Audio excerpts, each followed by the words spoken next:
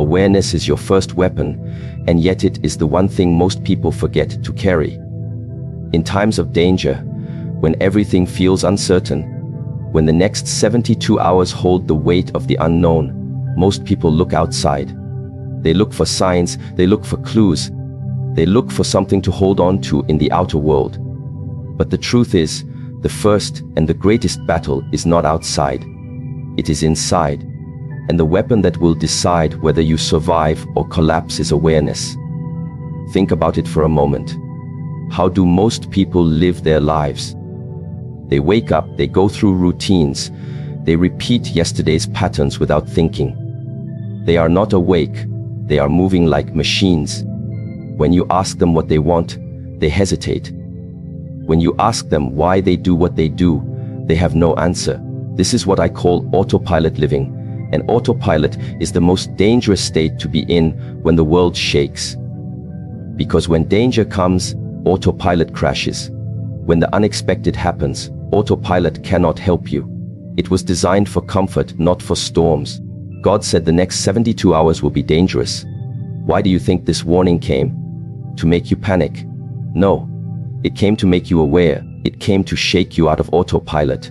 It came to say, wake up, look deeper. Pay attention. Because most of the dangers that destroy people do not come from outside forces. They come from inside blindness.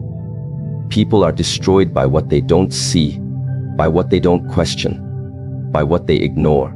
And so the real danger for you in these next 72 hours is not the situation itself. It is the lack of awareness about the situation. It is moving without thinking. It is speaking without understanding. It is reacting without clarity. Awareness is not a luxury. It is not something spiritual you practice only when you have time. Awareness is survival. Awareness is strength. Awareness is freedom. To be aware is to take back control from the chaos. To be aware is to see reality as it is, not as fear paints it. When people panic, their vision narrows. They see only the problem, only the threat, only the storm. But awareness widens your vision.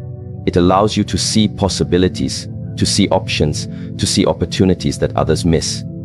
In times of danger, awareness is what separates the victim from the warrior. The victim says, I didn't see it coming. The warrior says, I saw the signs.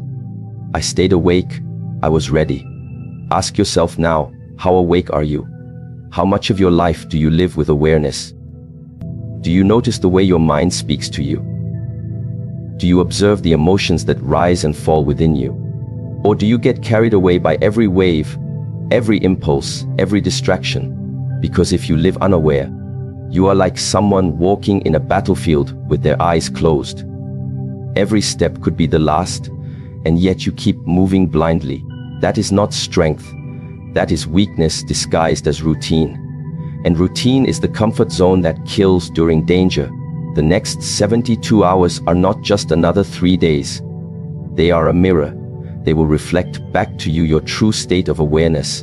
Are you fully present in each moment, or are you lost in the noise of yesterday and tomorrow? Awareness is the ability to be here, now, fully awake. It is the ability to catch your thoughts before they become actions. It is the ability to pause before you react. It is the ability to see what is real, not what fear wants you to see. When God gives a warning, He does not only warn you of external events, He warns you to guard your internal state. And the first guard, the first shield, is awareness. Look at nature. A deer in the forest survives, not because it is strong like a lion, but because it is aware. Its senses are awake. It hears the slightest movement. It notices the smallest change in the wind. Awareness is what keeps it alive. And yet humans, who have the greatest capacity for awareness, forget to use it. We get distracted by screens, by conversations that don't matter, by arguments that steal our peace. We let our minds wander into fantasies of the future and regrets of the past, and in doing so, we miss the only reality that matters this moment. The present is where your power lies, and awareness is the key to that power. You might ask, how do I stay aware for 72 hours? It sounds impossible. It is not impossible. It is a practice. It is a choice. It starts with something very simple: slow down. Breathe, notice. Most people don't breathe consciously. They inhale and exhale, but they never stop to feel the breath. Do it now. Take a deep breath. Feel the air enter your body. Feel the life force that keeps you here. That is awareness. Awareness is not complicated. It is not some mystical experience that only monks have. It is the ability to notice what is happening without being lost in it. It is the ability to see a thought and say, "This is just a thought." It is the ability to feel fear and say, "This is just an emotion. It is not me. It is not the truth." When you have that space between you and your thoughts, you have freedom. And in dangerous times, freedom is power. Most people live as prisoners of their minds. A thought appears and they obey it. An emotion rises and they follow it. In the next 72 hours, if you allow fear to be your master, you will make mistakes. You will act from weakness, not from strength. But if you hold awareness as your first weapon, you will notice fear without being controlled by it. You will see panic without joining it. You will watch the storm without becoming the storm. And that ability to stay calm in chaos, to stay awake when others sleep, that is what will protect you. Awareness is also about the small things. People think awareness means noticing only big signs, but real awareness lives in the details. The tone of someone's voice, the tension in your own body, the thoughts that repeat in your mind. These are signals. These are messages. They tell you what is happening inside and outside, but you can only hear them if you are awake. So in the next 72 hours, practice this. Every time you catch yourself rushing, stop. Every time you catch yourself lost in thought, come back. Every time you feel fear rise, breathe and observe. These are simple acts, but they are powerful weapons. Because every time you return to awareness, you take power away from fear and give power back to yourself. The world will always have danger. Life will always have storms. You cannot control everything outside, but you can control your inner state. And awareness is the foundation of that control. Without awareness, you cannot choose. You can only react, and reactions are what get people in trouble during dangerous times. But with awareness, you create a gap. In that gap, you find choice. And in that choice, you find freedom. And in that freedom, you find strength. God gave you this warning for a reason. The next 72 hours are not here to break you. They are here to wake you. They are here to teach you that the greatest danger is unconscious living. And the greatest weapon is awareness. So carry it with you like your breath. Guard it like your life, because it is your life. Stay awake, stay present, stay aware. Because awareness is not just your first weapon. It is your last hope when everything else falls apart. When danger arrives, the first thing that rises inside you is not logic. It is not clarity. It is emotion. Fear comes uninvited, and with it comes a flood of thoughts that do not always serve you. In those moments, you cannot depend on feelings to lead you, because feelings are like the wind, constantly changing direction. If you let the wind decide your path, you will never arrive where you need to be. This is why, in times of uncertainty, in the next 72 hours, when God Himself has said danger will surround you, you need something stronger than emotion. You need discipline. Discipline is the anchor in the storm. Without it, you will be tossed around by every wave of fear, every gust of panic, every storm of doubt. But with it, you stand firm. You remain unshaken, even when everything around you is shaking. Understand this. Discipline is not about controlling the outside world. Discipline is about controlling yourself when the outside world cannot be controlled. That is the real power. Anyone can stay calm when the sun is shining. But when the storm comes, only those with discipline remain unbroken. Emotions are natural. Fear is natural. Worry is natural. But just because something is natural does not mean it should lead your life. If you let fear make decisions for you, it will always choose the path of least resistance. It will tell you to run when you need to stand. It will tell you to hide when you need to face the challenge. It will tell you to quit when you need to push through. Fear does not care about your growth. Fear cares only about your comfort. And that is why in the next 72 hours, you cannot give fear the steering wheel. You cannot give emotions the power to decide your actions. You must give that power to discipline. What is discipline? Discipline is the ability to act according to your values, your principles, your highest self, even when your emotions scream the opposite. Discipline is doing what needs to be done, especially when you do not feel like doing it. Emotions are loud. They shout in your mind. They fill your body with sensations. And when that happens, most people obey them without question. They think, I feel it, so it must be true. But here is the truth: feelings are not facts. They are signals, not commands. They are clouds in the sky, not the sky itself. They come and go. If you chase them, you will keep moving in circles. But discipline is the sky. It does not move with every cloud. It stays. In the next 72 hours, when danger whispers in your ear, your emotions will rise like waves. You will feel fear.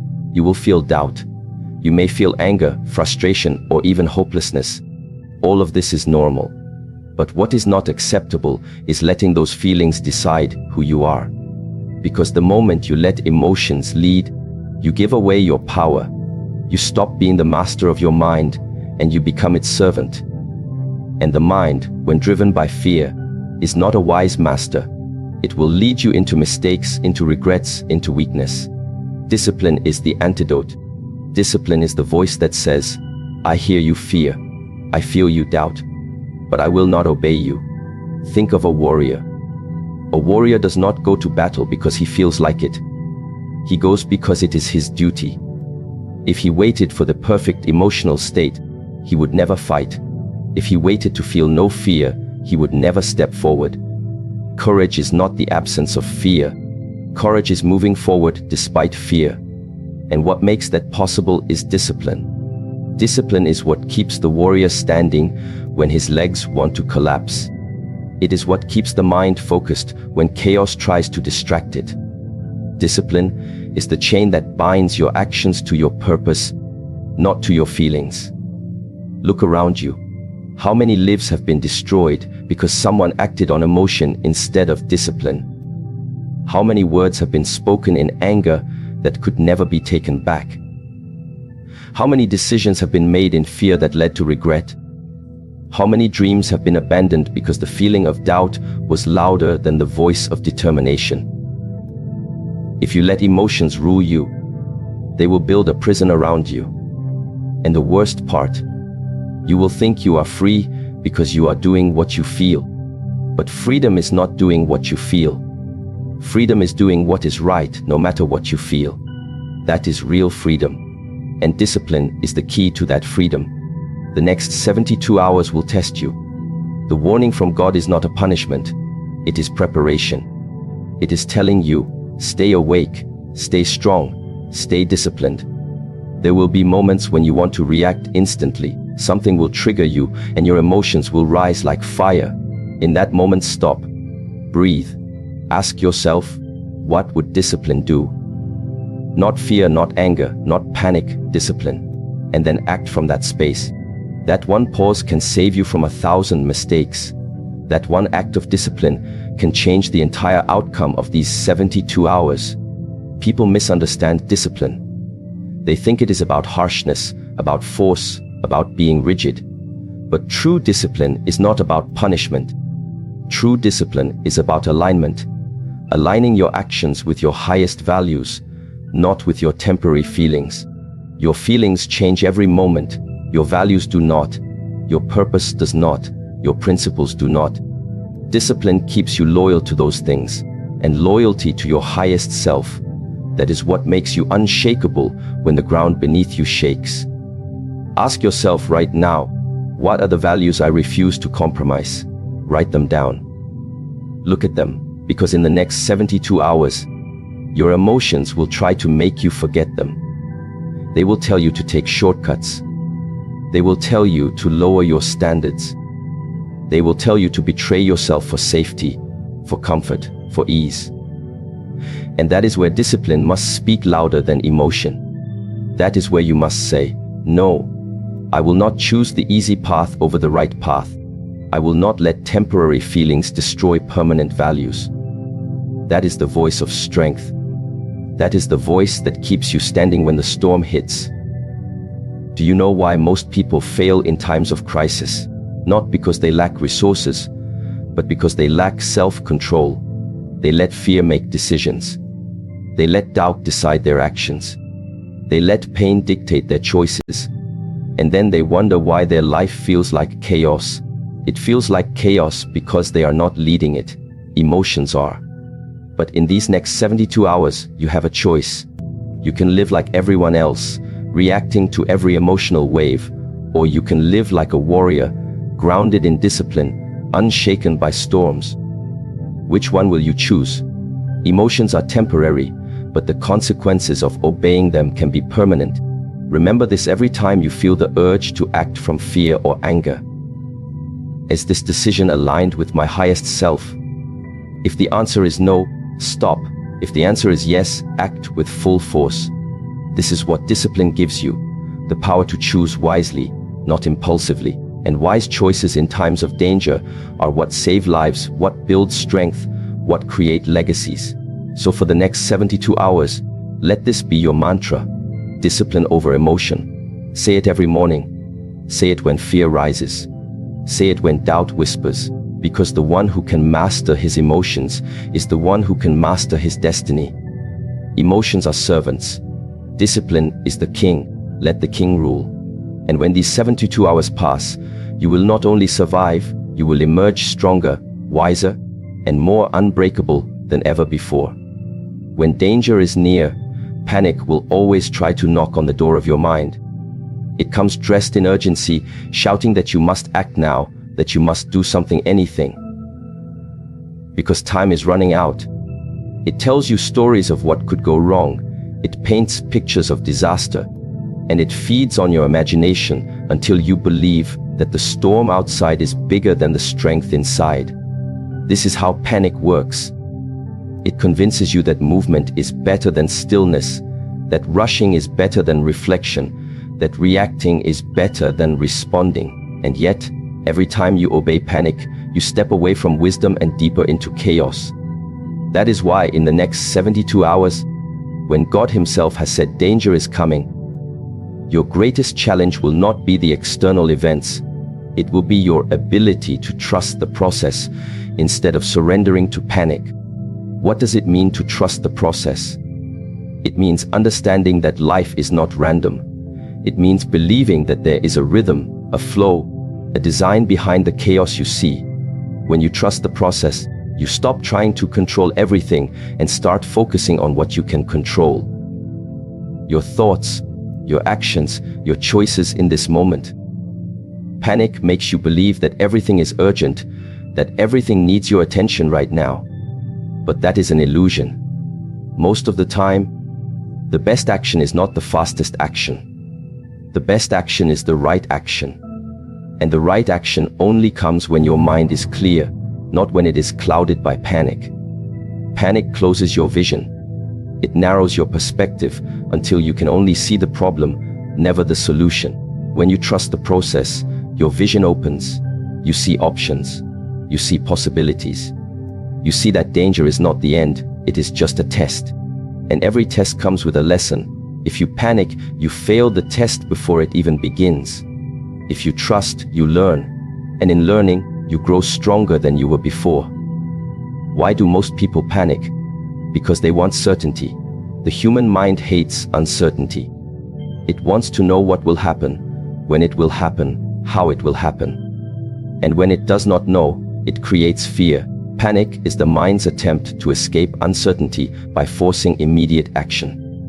But the truth is, no amount of rushing can remove uncertainty from life. The future will always be unknown. The only place certainty exists is in this moment, in the breath you are taking right now.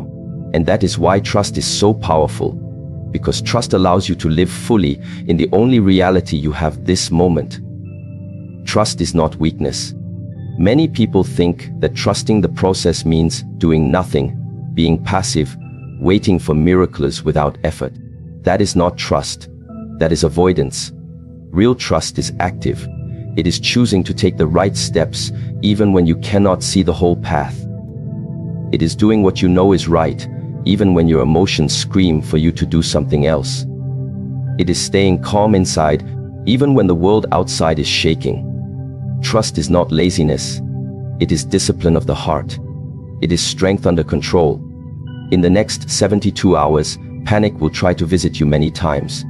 It will come in the form of thoughts. What if this goes wrong? What if I fail?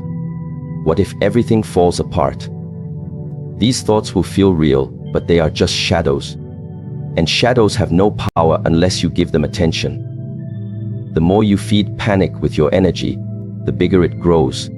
The more you starve it by focusing on trust, the smaller it becomes.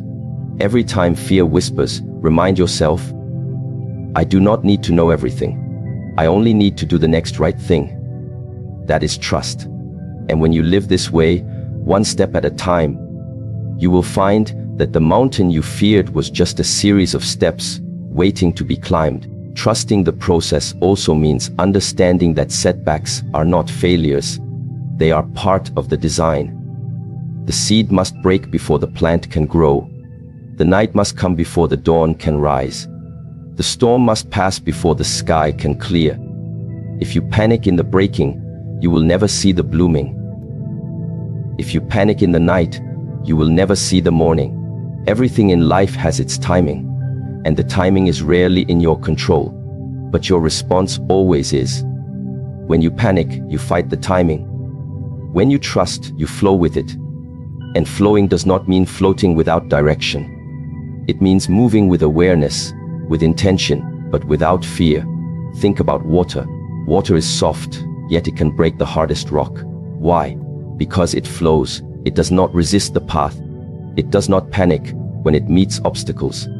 It moves around them, over them, through them. And in time, it carves valleys and shapes mountains. That is the power of trust. Panic is rigid like ice. It breaks easily under pressure. Trust is fluid like water. It adapts, it moves, and it wins through patience. Which one will you choose in the next 72 hours? Ice that shatters under stress, or water that overcomes everything through persistence? Many people say, I want to trust, but I cannot stop worrying. Worry is the child of panic. It is what happens when you live in the future instead of the present. You imagine problems that do not exist yet, and you suffer as if they were real. Trust brings you back to now. It reminds you that this moment is manageable. You do not need to carry all 72 hours on your shoulders. You only need to carry this moment, and when this moment is done, you carry the next. One breath at a time. One choice at a time. That is how warriors live. That is how strong people survive danger. Not by predicting every storm, but by standing strong in every second of rain. Do you know why God gives warnings like this? Not to make you afraid, but to make you alert. To remind you that life is not guaranteed, that time is precious, that your mind must be strong. And strength of mind does not come from panic. It comes from trust. When you trust, you are grounded. You are unshakable because your foundation is not in circumstances but in principles. You say, no matter what happens, I will do what is right. I will stay calm. I will move with wisdom. And wisdom is never born in panic. It is born in stillness, in clarity, in faith. Faith and trust walk together. You cannot have one without the other. Faith is believing in what you cannot see. Trust is living that belief in every step you take. When you say, I trust the process, you are saying, I believe that this challenge is here to shape me, not to break me. I believe that even if I do not understand the reason now, one day I will. That belief gives you peace, and peace is your greatest weapon in chaos. Because when everyone else is losing their head, the one who remains calm leads the way. Be that person. Be the calm in the storm. Be the proof that trust is stronger than panic. The next 72 hours will be dangerous, yes, But danger is not the enemy, panic is. Danger you can handle, panic makes you powerless. So every time your heart starts racing, every time your mind starts spinning, pause, breathe, remind yourself, I trust the process. I will not let panic lead me. Speak it as many times as you need. Make it your mantra. Let it sink so deeply into your mind that when fear comes knocking, trust answers the door. And when these 72 hours pass, you will look back and realize that the storm did not destroy you. It shaped you into someone stronger, wiser, and more unbreakable than ever before. So trust the process. Not because the process is easy, but because the process is necessary. Not because you see the full path, but because you know the next step. And when you know the next step, that is enough. Panic asks for certainty. Trust asks only for courage. Choose courage. Choose trust. Because the one who trusts does not just survive the storm. They learn to dance in the rain.